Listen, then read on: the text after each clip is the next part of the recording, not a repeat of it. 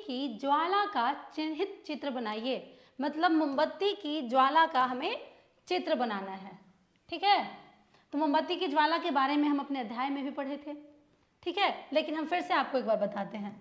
ये है हमारा मोमबत्ती, ठीक है, जो कि अभी जलेगा। अभी हम इसको जलाएंगे।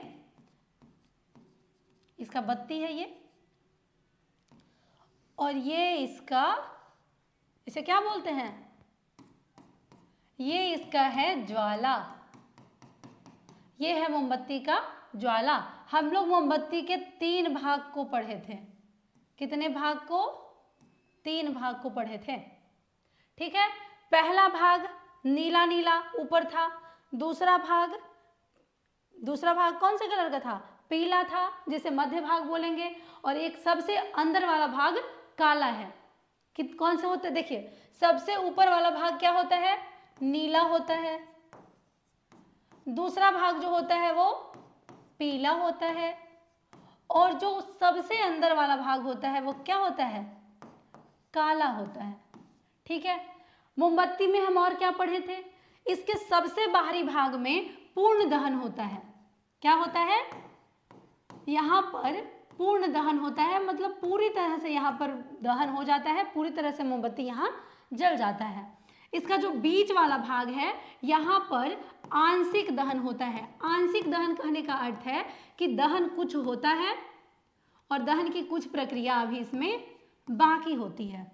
ठीक है, और जो सबसे आंतरिक भाग होता है, यहाँ बिना जला हुआ भाग ये होता है। यहाँ बिल्कुल भी दहन नहीं हुआ रहता है, यानी कि ये होता है बिना जला हुआ भाग। समझ गए? क्या क्या समझे? सबसे बाहरी भाग नीला प्रकाश देता है, मतलब नीला ज्वाला होता है उसका।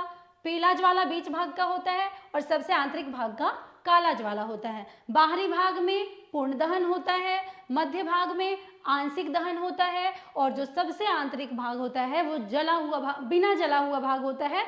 वहां पर दहन की प्रक्रिया हुई ही नहीं रहती है। इसके साथ ही हम इसमें देखे थे कि इसका जो सबसे बाहरी भाग होता है, ठीक है, वो जो सबसे बाहरी भाग होता है सबसे ज्यादा गर्म होता है। बाहरी भाग क्या होता है? सबसे ज्यादा गर्म होता है। ठीक है, बीच वाला जो भाग होता है वो बाहरी भाग से कुछ कम गर्म होता है।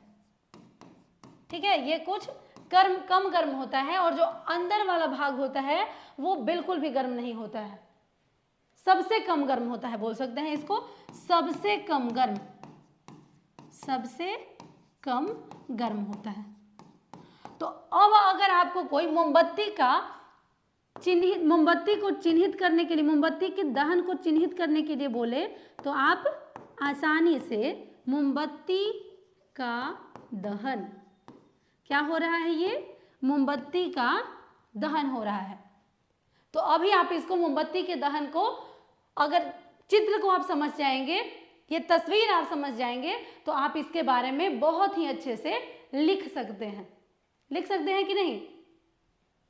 तो ये है मोमबत्ती का दहन।